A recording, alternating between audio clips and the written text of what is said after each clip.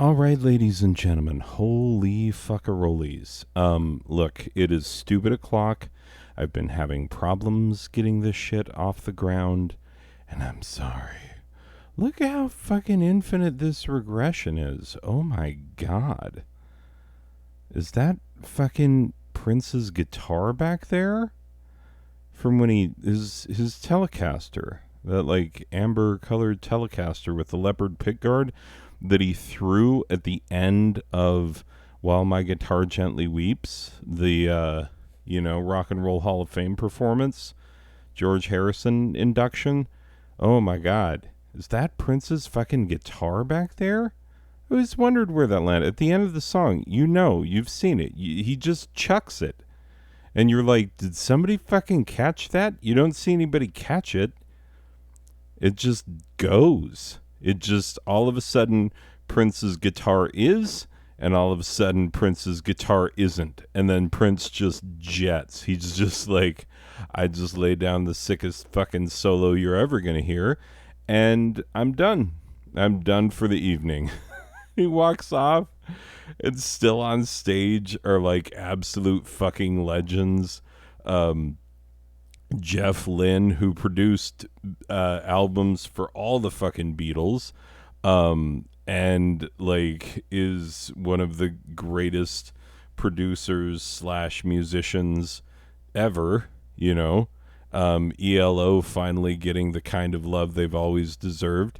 Anyway, so fucking Jeff Lynne, Tom Petty, for fuck's sake, like the beating heart of rock and roll for the longest goddamn time, standing there. Steve Winwood, perpetually underappreciated, just standing there. And Prince he walks off stage like fucking, and I swear to God, the walk that he does is the George Jefferson walk. Like, you watch how George Jefferson walked when he walked off in a huff on the Jeffersons, and you watch how Prince walked off after throwing his guitar into thin air. He walks off like George Jefferson is the greatest fucking thing that the internet has ever given us. Anyway, hey, let's get this fucker started. It's stupid o'clock, as I said. We gotta gotta get up and go. Can't fuck around. This is number 50, part 2. Oh, look at that spin. Yeah, the graphics department fucking put some time in. I'm not even going to talk to the white people. This is part 2.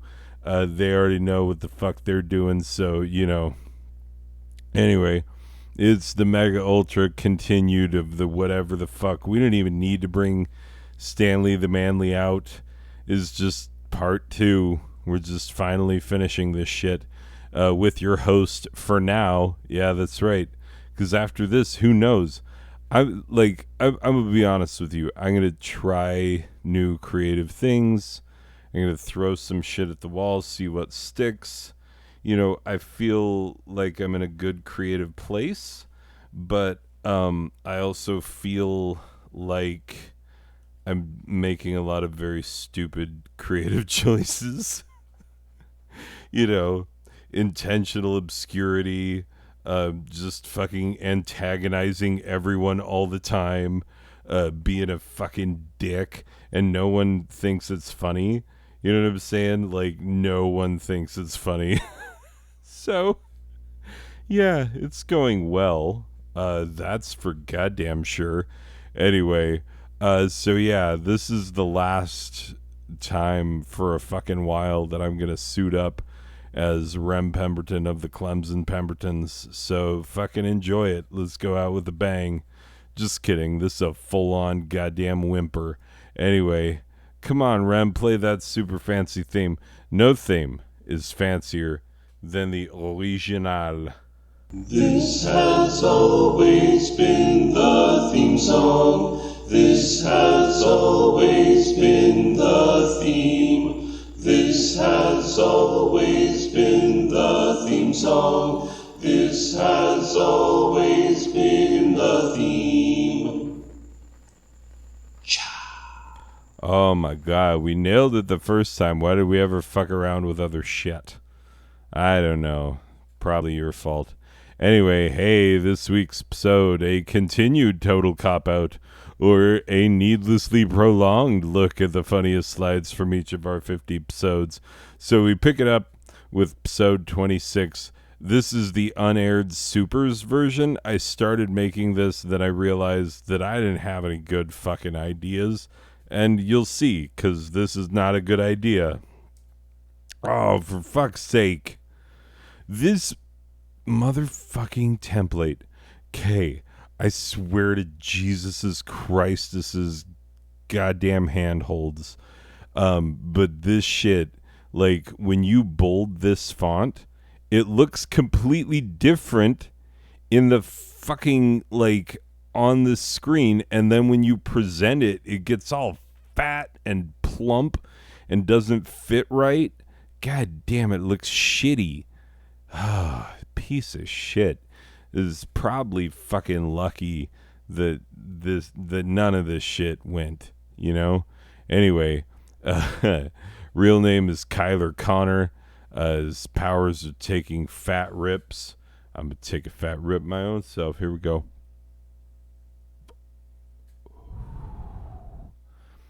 That was a pretty fat rip. Anyway, procrastination. I've been doing that for a fucking while. I didn't want to record this last half of the last episode because it's like, you know, crossing a threshold that I don't want to cross, but like probably better things on the other side. Who fucking knows? Anyway, being able to quit anytime. Yeah, that's right. You know what? When I made this, I didn't even know if I was smoking weed yet. Probably, I don't know. Anyway, believing the band will make it. The strength of one man. Yes, the strength of one man. One man, it says. Only when sober. Yeah, that's right. When he's high, he's got the strength of one high white guy. And cultural appropriation, that's pretty fucking strong. Backstory, he hit some dank kush that was, in the words of his connection Hector, actually radioactive, man. My cousin told me they grew this in Chernobyl. Hey, that's his homeboy Hector. Oh, bad. Shortly thereafter, Kyle gained access to his trust fund. After several more bouts with the Chernobyl kush, he fucking did some shit. I can't read it. It falls off the screen because this font is bullshit. Anyway, it's a lie. This is the version that actually went to air. Oh, right. Yeah, this is REM solves your problems. So problem number 1, some bully is making your daily life a living hell. You've tried to get help, but no one seems willing to get involved. What should you do? Good old-fashioned nut punch. I mean, are we punching nuts or are we punching nuts? I mean, come on. I'm here to punch nuts. The funny thing is that, like, we posed several problems. One of them was fertility. You're having fertility issues, and it's like, before you try the super expensive doctor shit, try a good old-fashioned nut punch. What's it gonna hurt? Oh, it'll hurt for a while, but, like, maybe you'll, like, jostle some shit. And then maybe the fucking baby-making juice will make baby better. I don't know. I'm not a fucking doctor. Anyway, that was number 26. It was a real winner because the punchline to every fucking joke was a good old-fashioned nut punch. Anyway, yeah, the entire episode was a fucking good old-fashioned nut punch. Number 27. Oh, this is the one where we read the fucking diary of Rem Pemberton's ancestors. I feel like I'm doing this better than I did in the first half. The first half one was shit. Like, I was too high and too tired. I don't know how I'm not too tired now. I should be. It's fucking late 30. Anyway, this is from Ephraim Pemberton.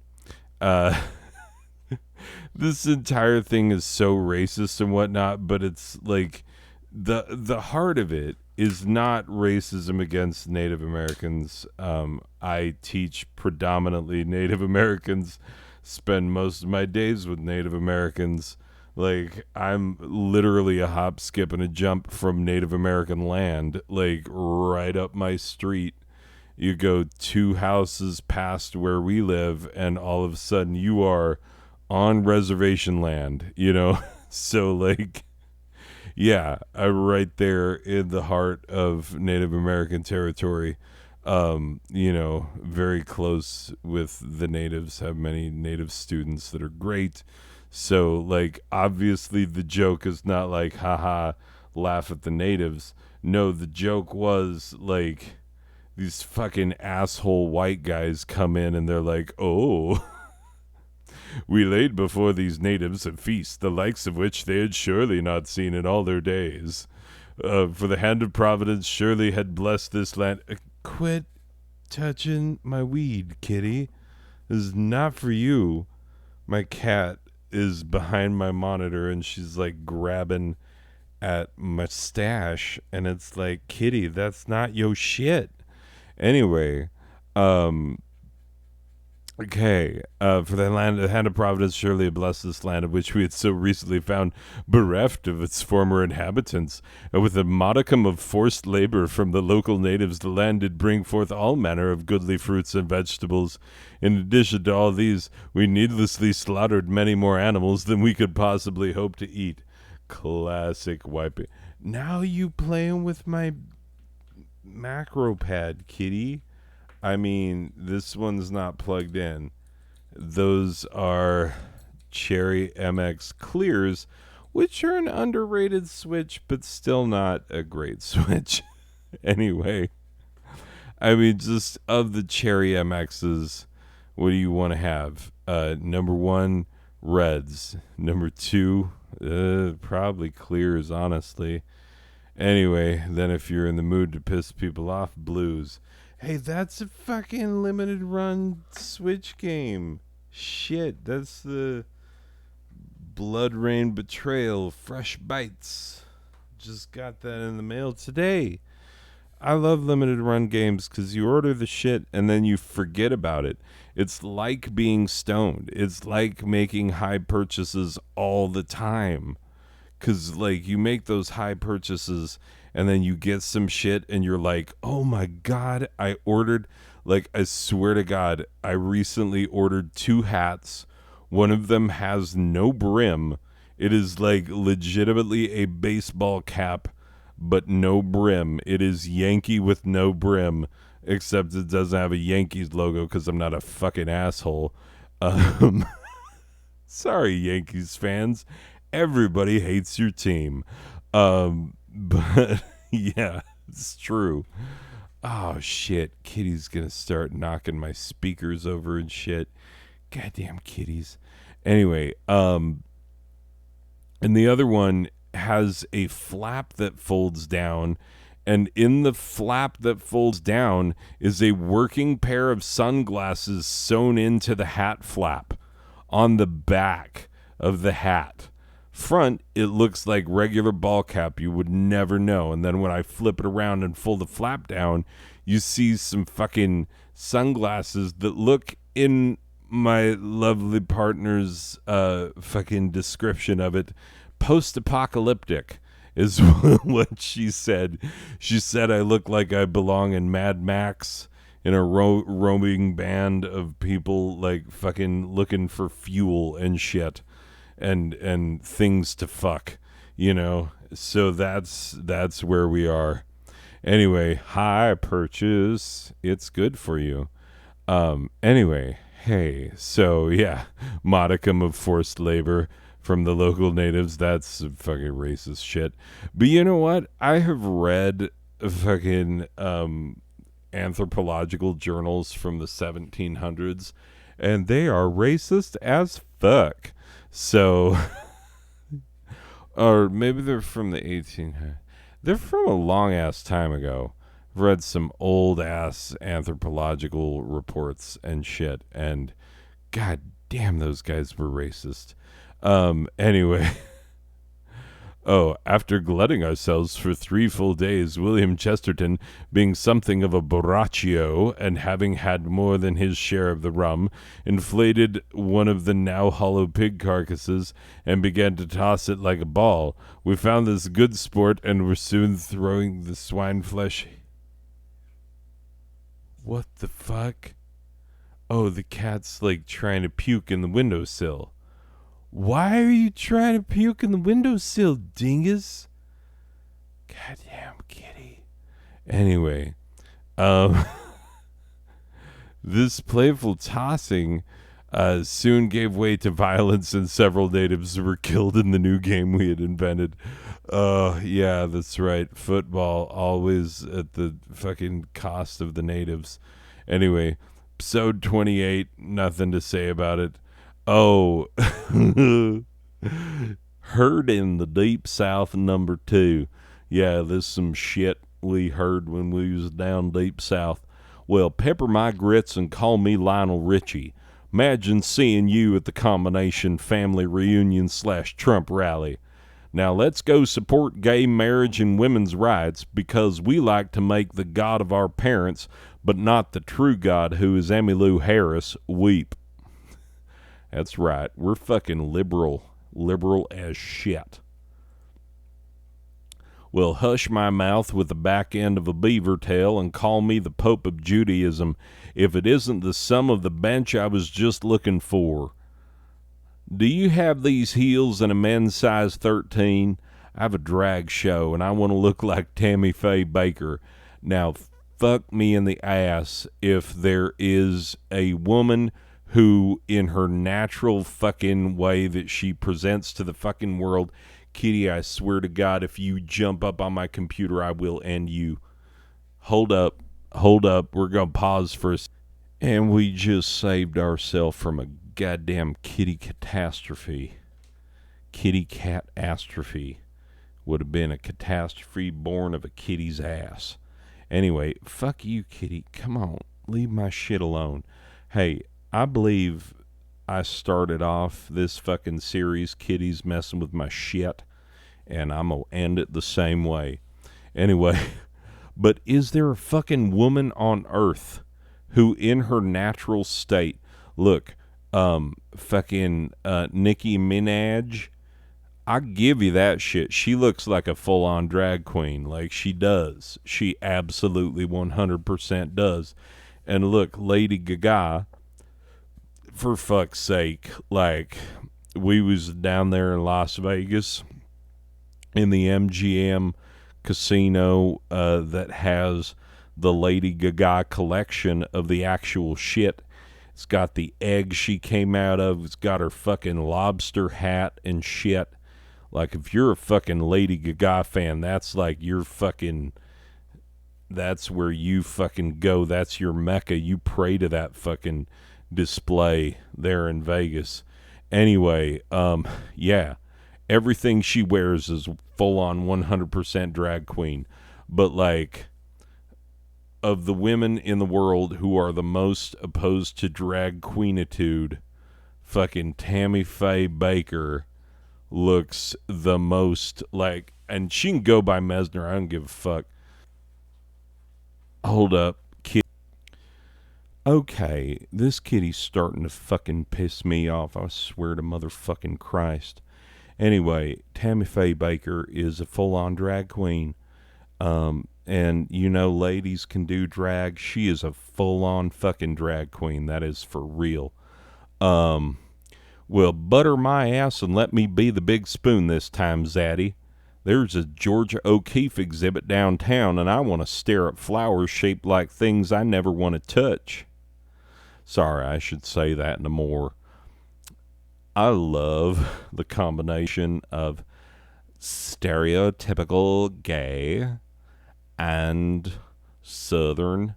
So when you mix those two together, it is goddamn tastic.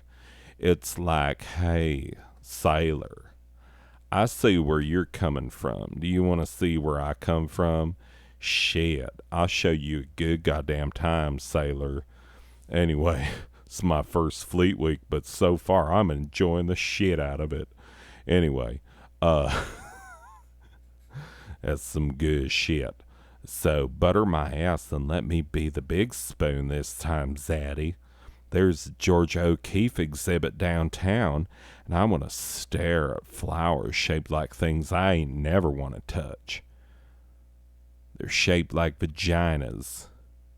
See what I'm saying? But there's no famous artists who just painted dicks all the time.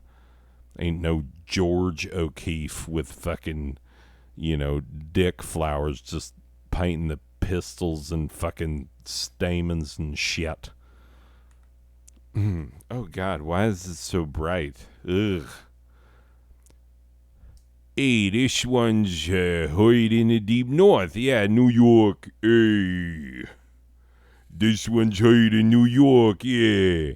Hey, Gabardini, you want to look where you's walking? I gotta go touch one live farm animal that's not in a petting zoo for the first time in my entire life over here. Yeah, that's right. Oh my God. Oh, fuck me. I gotta adjust the colors on this fucking screen. God damn it. My primary screen is basically all white. Well, I can see what's happening on the other one. It looks fine. This one is like whooshed out. Anyway. Hey, your mother's a whore. Get on the right if you're gonna go slow. Some of us have a Civil War reenactments to get to because that's a normal activity for a person to attend. Note, I tried real hard not to call it what it is, the War of Northern Aggression. That's right, I Braxton, white guy, I'm from Alabama. What the fuck? What the fuck, Braxton, you fucking goddamn weirdo. Anyway. Hey, heard in the deep north, yeah. Hey, you want to shake them gabardinis any faster, Grandma? I got a permit to go out into the woods and shoot an animal dead and take its meat and or trophy, and I gotta get my truck. Yeah, that's right. You hear that kind of shit in New York all the time. People getting drawn for the fucking first day of deer hunting season. Goddamn, you gotta go down there. You gotta get yourself some sort of fucking 8-point buck at least, Episode 29. Our actual mission statement. This is the weekend type mission statement. You gotta have a fucking mission statement. Try to be less god-awful today than you were yesterday. Because honestly, sometimes I just can't with you people. Yeah, that's fucking, there's some words to live by. Oh, that's right. I wrote poems. Oh my God. Jennifer Connelly and career opportunities. Some of you are of the right age to remember this and to have like fucking hit puberty mid-movie, to have felt your testes drop just mid, like, when she shows up in this tank top for the first time, you're like, bunk, bunk, what are those? And why are my pants getting tighter? Anyway, I swear to God, Jennifer Connelly, so great. I mean, she legitimately did great in this movie. Like, a great acting performance, but also her performances were excellent. So, here's the poem. How did you ever fit them into that tiny white tank top? The fabric strains as you skate through the store, as you undulate on the pony's back. Now that fucking scene when she's riding the pony, and the like little put the quarter in, and the little pony ride goes, and she's just like using it to distract the robbers, and like so she's on a children's ride. But because she is no child at this point in her career. I mean, she was a child in Labyrinth. If you're looking at like Jennifer Connelly Labyrinth and being like, hey, baby, she was like 16 when that happened. So back the fuck off. Like, don't be creepy about it. But by the time this movie came around, Oh, she better hold up. Now I have to look it up. She was 18, but in 1991, I was like turning 12. So, yeah. Uh, yeah. It's fine. It's okay for me to have been attracted to 18-year-olds when I was 12. Anyway, uh, yeah. So, they gyrate like two pendulums, keeping perfect time. All eyes on them, all eyes on you. You are perfection. All others are but pale, flat shadows. Don't you want to see this movie now? You should. It's a great movie. Like, it's a great, like, end of the 80s, beginning of the 90s sort of changeover. It's a really good movie. It totally 100% holds up. It's not like a 5-star, like, gotta see it before you die, but it is like, it's a movie that, if you've seen it, other people who have seen it are like, I would like to talk with you about this movie and about Jennifer Connelly's performances. Anyway, my God. Episode 30. Really, that's the only thing we did was just the mission statement and a poem about Jennifer Connelly's boobages. All right. Well, we do what we do. Episode 30. Oh my God, that's right. This was Christmas shopping list. Does your shirt hide too much of your boobs and your pants hide too much of your panties? With Lawful Corp's new belt shirt and panty pants, you can show off everything nobody asked to see. Pair them with our shirtless sleeves, and you'll be ashamed to your family in no time. Yeah, look at this fucking outfit. She's wearing a belt for a shirt, sleeves that are not part of a shirt because her shirt is a belt, and you can see her panties both through and above these pants that are slit all the way down and around. So basically, what she is wearing is a pair of panties and a belt for a shirt.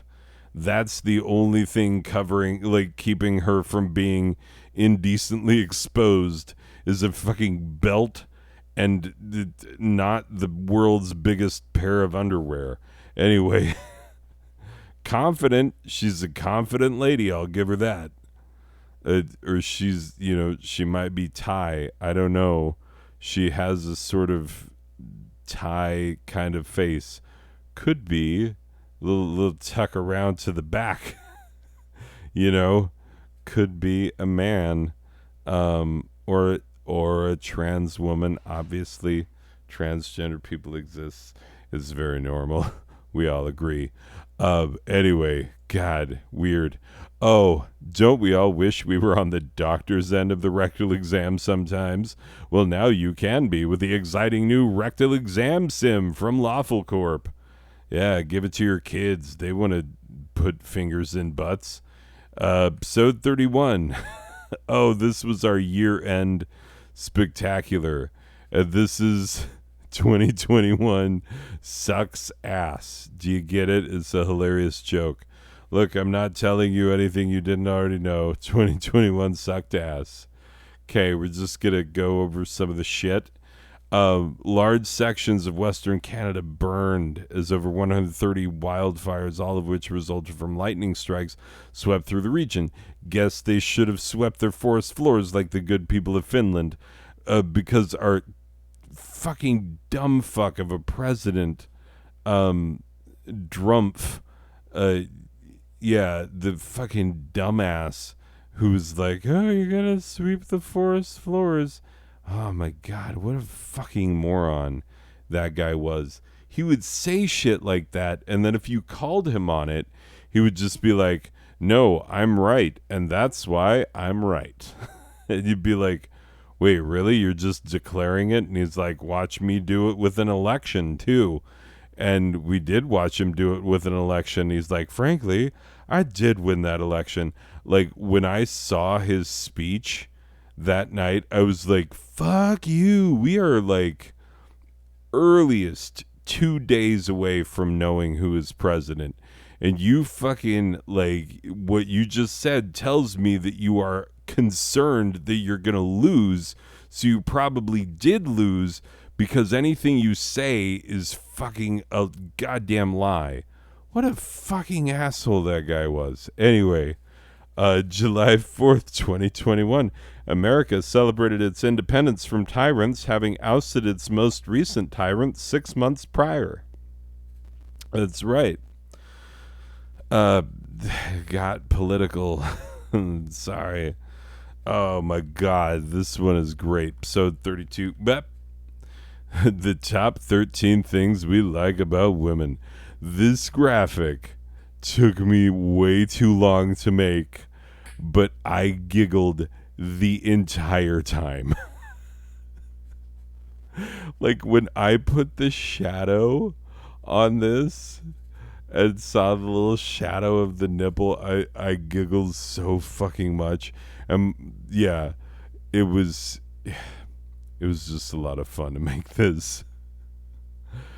Man, but yeah, top 13, it's our fucking thing. We'll sue if you use the top 13 list or this graphic. Anyway, number 11.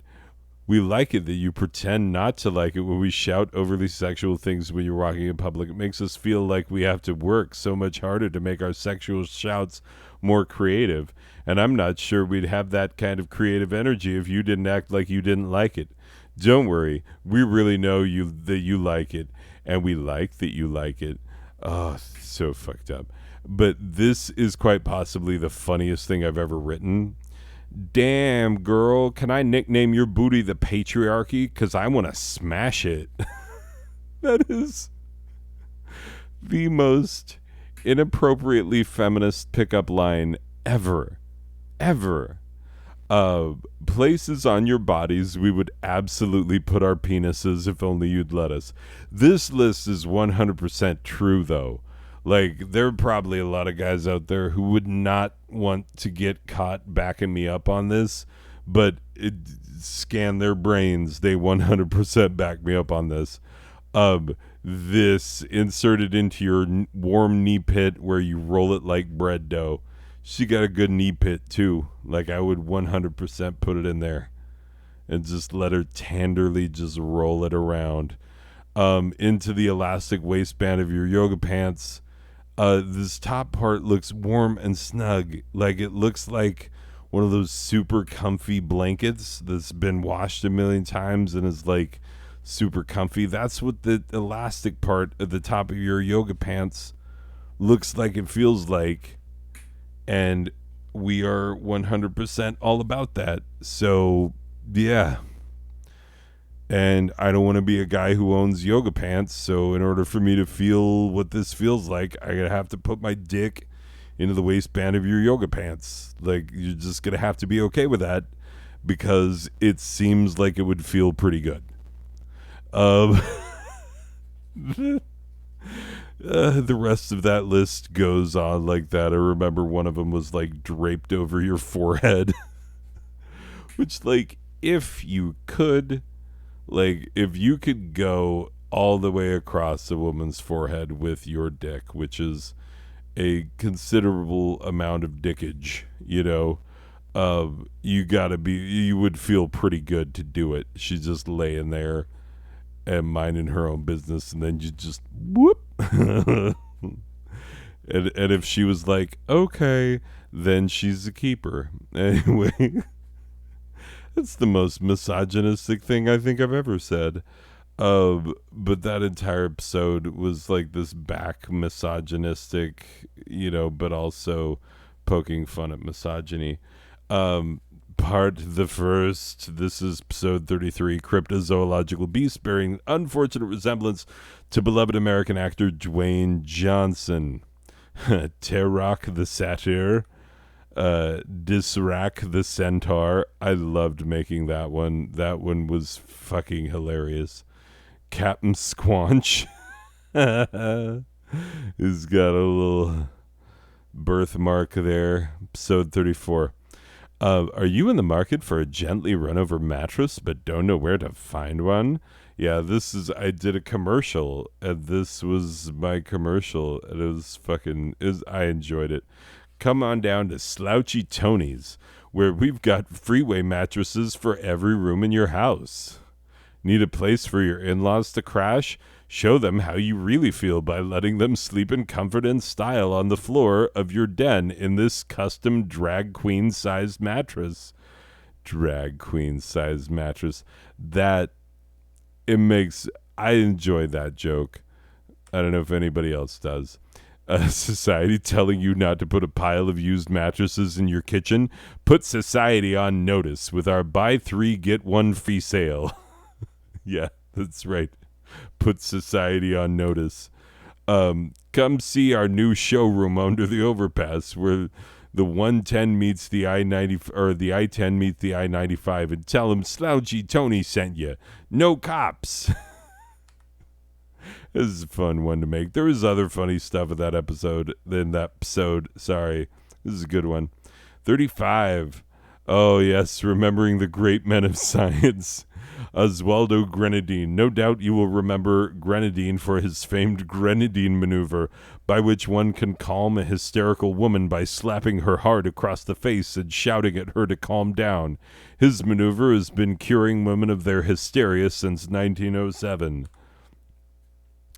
Sir Reginald Stankwalther III, member of the Royal Society and personal scientist to Queen Victoria, Stankwalther invented many useful household objects, but is perhaps best known. Hold up, sneeze coming.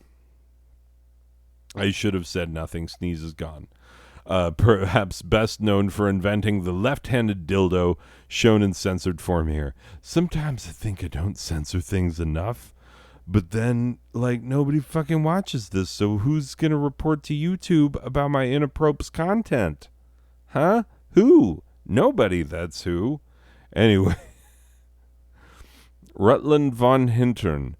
It was the groundbreaking synthetic materials of von Hintern that brought us both the plastic surgery that gives us thick booties to otherwise thin women, and also the leggings that hug every taut curve of the aforementioned synthetically maxed out keisters. That is not this girl's real butt. Guaranteed. That is procedure, and these leggings are also a procedure. Episode 36. Okay, this is where it got fucking dicey, because this was the worst thing I had ever done in an episode up to that point. And that was on a channel that students could conceivably watch. But they don't have the fucking attention span to make it through the first 10 minutes of the show where I yell at white people, which is usually, let's be honest, the first 20, sometimes 30 minutes of the show. And they can't make it an hour in to see a single fucking dildo joke. So, they never saw this. I know students started this and never finished it because they would have said something. But they didn't. All they said is why are you yelling at random people? I don't even know who these people are. And I'm like, you have to watch from the beginning. Anyway. But yeah, episode 36 started the new channel, the No Budget Comedy. Got my one subscriber who used to watch my videos, but not so much anymore. Then I started saying all the swears because moving to a new channel meant that I didn't have to fucking hide, the way that I normally talk, or even the way that I abnormally talk. I don't swear that much in normal life, but sometimes when I'm fucking making a goddamn motherfucking show, for fuck's sake, god damn it. Anyway. And the viewership dropped precipitously as a result, or possibly, who knows? Anyway. Oh, that's right. This is the Valentine's gift guide. What's this? Some sort of hand-shaped candle? What's it smell like? The long pig of Papua New Guinea? See, that's making a pretty good joke, but also not getting the joke of that's a fisting dildo. Because you don't fist with a balled up fist. That would fucking like rupture someone's, all of their cavities, would turn all of their cavities into one ginormous cavity, and it would be bad for business. Anyway, but yeah, you gotta go in with the, fucking kung fu grip of like this little swan head, you know, and yeah, so it's funny because that is a very lifelike fisty dildo. What's this? Some sort of rubber elephant nose? Is that what you types get up to in the old boudoir? Are you pretending to be elephants while you're both naked? I knew you guys were into some weird shit, but yeesh. This is a ginormous uncut dildo of a horse cock. Obviously, it's uncut, but like giant horse cock dildo. Just huge. Um, and I looked at, like, this came up in my AliExpress feed after I looked up. Like, no, I didn't look up. They were like, "Hey, would you like to see some leggings for men that have a little pouch for your penis to go into?" And I'm like, "What? Do I? Okay, I'll look at that, but like, you don't get weird on me, AliExpress." And then the very next thing they showed me was like horsecock dildo, and I'm like, God damn it, AliExpress, what the fuck? We had a deal. Anyway, well, at least now I own a horsecock dildo. Didn't pay $37.99, but yeah, that's right. I have a horsecock dildo and a gaping butthole. Anyway, oh my God. I could take a bowling pin sideways now. That horsecock has messed me up. Just kidding. I don't have a horsecock dildo. You realize this is a joke. Anyway, the bonus episode, somehow better than the original. Oh, yeah, that's right. This is pickup lines that will not get you laid. And some of these are truly atrocious, and I apologize in advance, but they are hilarious because they are terrible pickup lines. Are you a Nintendo Switch? Because I think you have some bros I'd like to smash. Are you a magnet like me? Because I'm only attracted to you when my North Pole is facing your South Pole, and if I see you the other way around, I find you physically repellent. Hey girl, is it possible that you and I are one of the that you are one of the World Trade Towers and I am a Boeing 767 because I want to blow up inside of you? That's so fucked up. It's been time since the tragedy. We can make jokes. Shit, my students do all the time. They didn't live through 9/11, and so the idea of 9/11 is a joke to them. Anyway, wow, are you a hot stove? Because I'd like to see you bend over yourself. It's so misogynistic and terrible. It's like, man, but it's a perfect line.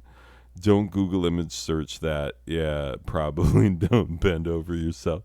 Anyway, are you the Grinch who stole my pants? Because I think I feel something growing 3 sizes down there. That's so dumb. Hey girl, do I look like Pope Benedict the 16th to you? Because I'd totally be willing to look the other way if you want to engage in any illicit sexual activities. Oh my God, that's terrible. Are you actor Adam Driver in the role of Kylo Ren in the 2017 film Star Wars The Last Jedi? Because whenever I see you, I just imagine you shouting, "More!" Is your father noted American architect Frank Gehry? Because he made some sweet curvilinear structures when his DNA told your body to plump up dem titties. That is the longest walk for the shortest drink of water ever. It's not even worth it, but I still like it. Are you a Canaanite? Because God will never forgive me if I don't absolutely decimate your ass. It's biblically accurate. I'm a level 14 half elf bard with a +5 to charisma who just rolled a nat 20 on a seduction check. What say I take you back to my place and tap that ass so good you'll have to roll for damage? That is 100% accurate. Those stats match up. And if it's a nat 20, then it is an automatic success. When you're rolling for a fucking impossible thing to do, you roll a nat 20, most DMs will take it as an automatic success. Anyway, episode 37. Oh, that's right, the story of Heloise and Abelard. I mean, okay. I fixed this one because in the original episode it was missing parts. So this missing parts, pun not intended, but you're going to see. All was seemingly well until Uncle Fulbert started telling people about the marriage, and Abelard moved Heloise into a convent in order to attempt to preserve the secrecy of their marriage. Fulbert was so infuriated by the fact that Abelard had taken Heloise from his household that he took a very drastic measure. Uncle Fulbert got a band of men together, and they ganged up on Abelard, and they, I mean, I'm sure they had to hold him down and whatnot, because what they did next, okay, guys, I'm going to have to ask you to pre-cross your legs, because, let's just say that they took knives and they made him less of a man than he had previously been. Abelard, without his most manly possessions, see him there going like, sheesh. Fucking, that's totally sheesh hands. Anyway, like, sheesh, cut my dick off. Anyway, saw himself as no longer fitted to a life with a wife and children, so he joined an order of monks. Heloise couldn't possibly remain living with her uncle, so she also committed herself to the life of a nun, a life allegedly free of all the fucking she used to like to do back when Abelard had a functioning dick. For the rest of their lives, Heloise and Abelard remained cloistered in their separate priories, and as far as we know, never saw each other again.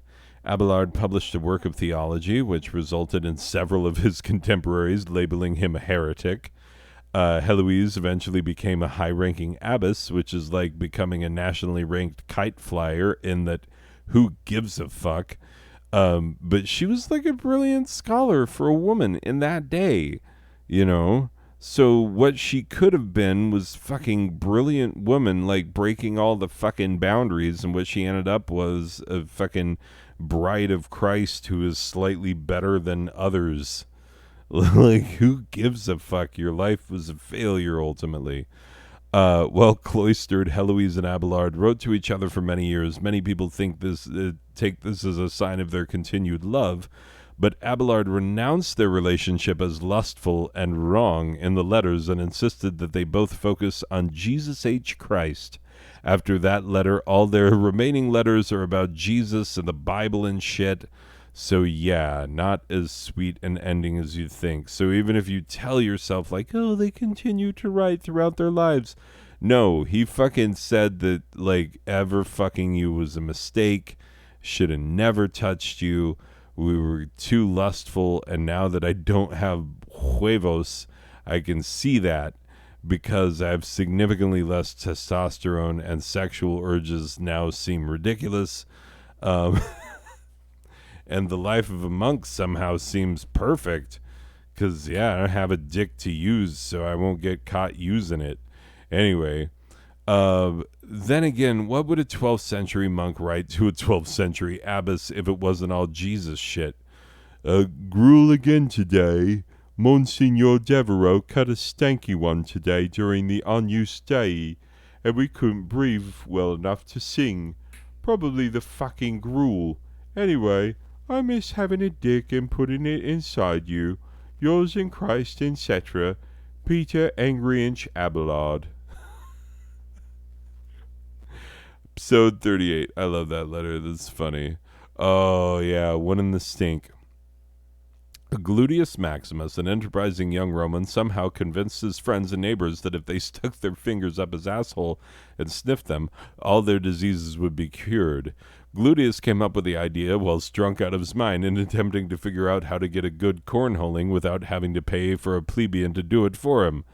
Little did Glutius know that his friend, Stankius Digitus, would sniff a fingerful of Glutius' ass and have a spontaneous remission of the syphilis he had contracted from a plebeian prostitute a week before. Stankius spread the word of Glutius far and wide, and it wasn't long before Glutius had senators and tribunes catching a whiff of his recycled corn. Things took a turn for the worst when Emperor Clavdivs, the Unwell, was convinced by a group of senators to try the revolutionary Glutius treatment in an attempt to cure his smallpox.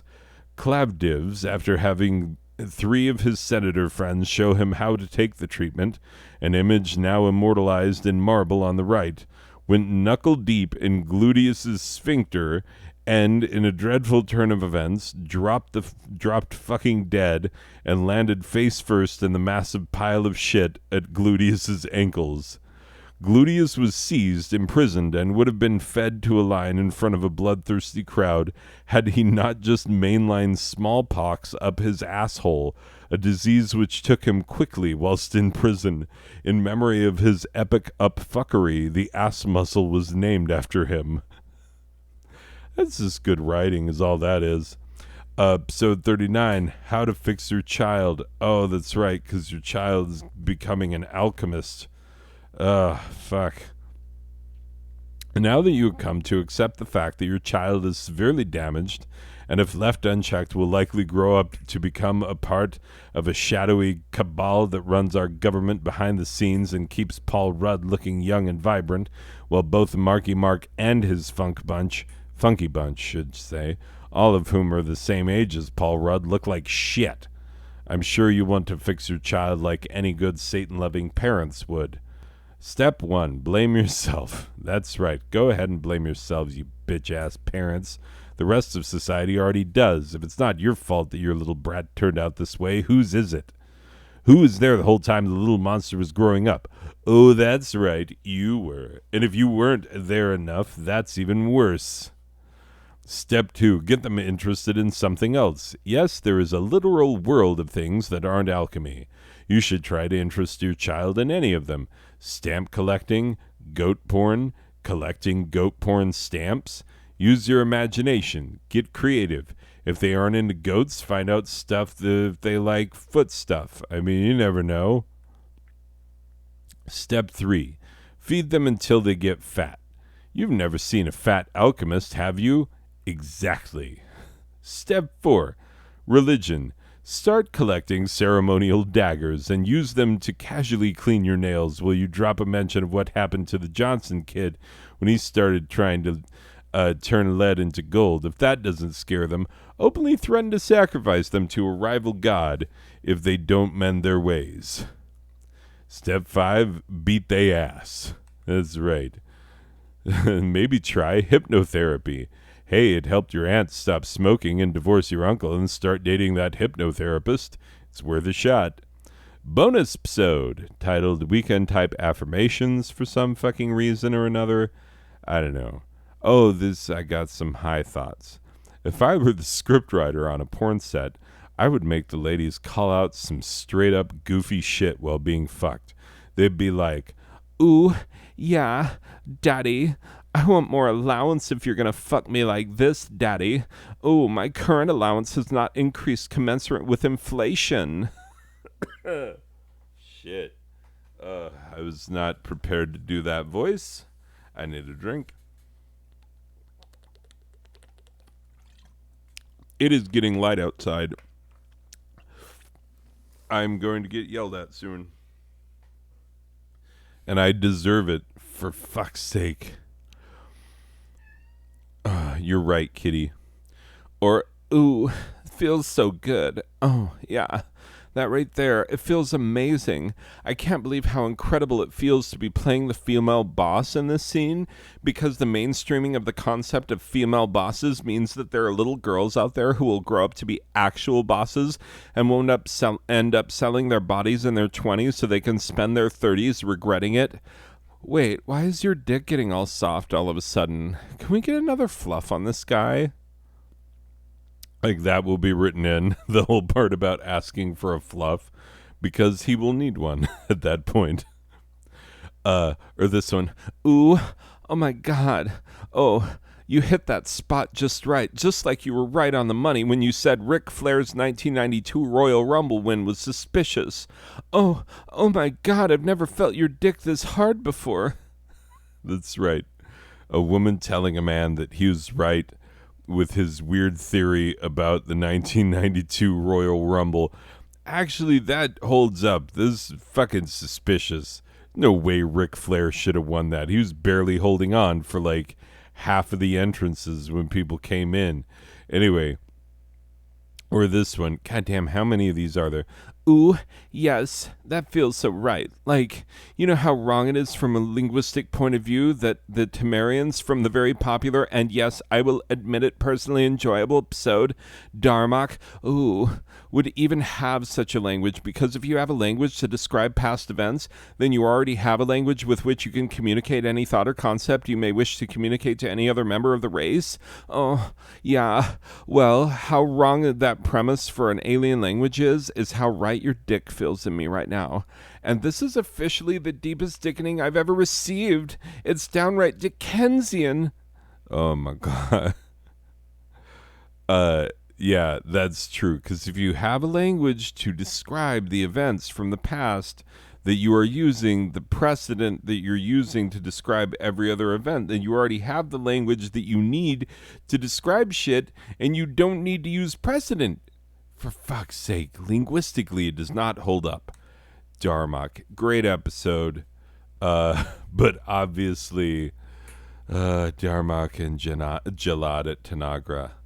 It was a great show. I remember Darmok and Jalad at Tanagra. Anyway, episode 40. Getting there. What am I? Some sort of pornography? Crystal, doing this for self-esteem, has just been voted the new selectman, but she's out to prove that she's all woman. Ironically, she chose to use pornography as a means of breaking the glass ceiling, which isn't really the best way of doing that, but I guess she's an adult who can choose for herself. Catch her in her new film. Groaning Man Productions presents Crystal doing this for self-esteem in... I still won't say the title of that. I don't say the C word. Table that motion. And this little slut. Yeah. Jade, the cycle of abuse. So terrible. Just got a job promoting Clown Burger, but the board of directors wants to see how she handles large amounts of meat before making it official. Somehow this film has the same plot as your office's sexual harassment training video. At any rate, I'm sure she's making a living wage, right? Finger and pound all the meat. It's a health code violation. We did have some good times, didn't we? Episode 41. Rem names your boat. Yeah, it's not a segment. I'm going to name your boats. I got some good boat names. Untaxed income. Whatever the opposite of Robin Hood is. Money crimes paid for this boat where I commit my sex crimes. Probably my favorite. I'll tell you my golf handicap within 5 minutes of meeting you. Oh, yeah, that kind of douche. I'll tell father. Fuckboat Junior. I love that it's Fuckboat Junior. That it's a junior it makes it the best. Okay, here's another segment. Okay, you could actually do this. I love playing this game. Go to the grocery store, buy 3 items and 3 items only that will make the cashier question what the fuck you're getting into. Yeah. So, here we go. Snowcap lard, condoms, and a perfectly normal toilet plunger. Yeah, you gotta find that one that looks like Benoit balls on the end. That you're like, I bet someone's fucked one of these. I bet a lot of someone's have fucked these fucking toilet plungers. I bet people have bought them for that purpose. Cheaper than a sex toy, that's for goddamn sure. Anyway, put some snow-capped lard on there and a fucking condom and go to town. Lavender bath bomb, season 3 of Coach on DVD, and a massaging shower head. Oh, someone's gonna take care of themselves. A flashlight, a reacher grabber, and hamster and gerbil food. This is obviously for getting him out. This is not for getting him in. This is for getting him out. And yes, Full Cheeks is a real brand of hamster food named after the way that they store things in their cheeks and the way that you store them between your cheeks. Anyway, Richard Gere's story. Episode 42. Getting there. Oh, yeah. Real tarot readings because tarot's fucking real. The judgmental bitch in the house of your mama indicates that you will break some unspoken rule that only applies to this bitch who does nothing but go out of her way to judge people. She'll get all puffed up over your perceived slight because she absolutely lives for this shit. Don't give her the satisfaction. Slap the latte out of her hands and run like hell. The slave of tentacles in the house of dank means you have some seriously kinky-ass sex in your future. Limber up, keep lube on you at all times, and for God's sake, just keep an open mind. Don't knock the crazy shit until you're quivering and weeping in the shower because it was all a bit much. Until then, just let it happen and enjoy the ride, or being ridden, whichever the case may be. Oh yeah, these are the fucking horoscopes. Here we go. Capricorn. You will suffer from heinously bad diarrhea sometime in the very near future. We can't tell you exactly when, but you won't be anywhere near a decent toilet when the shit hits the fan. You might actually be near a fan, though.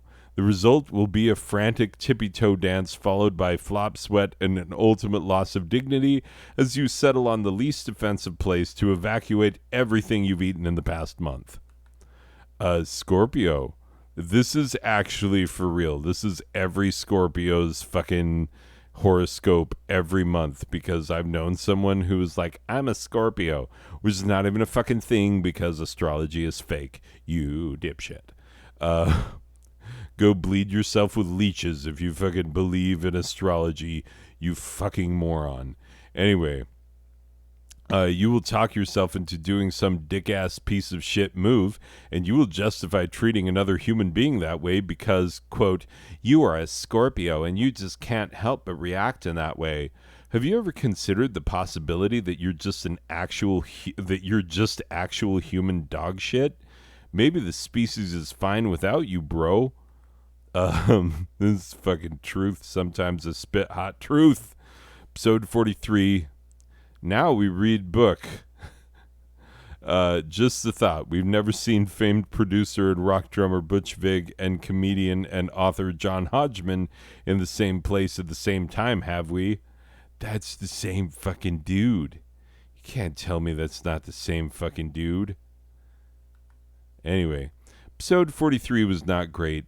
But honestly, some of the other shit in these late episodes ain't half bad. Like episode 44, we did some greeting cards.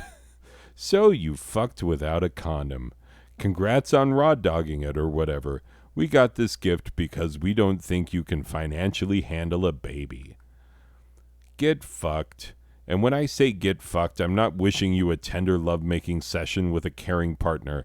I'm hoping that an escaped convict with neck tattoos turns your asshole inside out when he dry fucks you. Sorry for your loss. Oh, this one's so fucked up, but I think it's hilarious. I know you wanted your baby to not die and shit, but life gets mad fucked up, bro. Episode 45. Oh, the Yo Mama jokes. Yo Mama's so fat, her hair is full of flags from guys who reached the summit.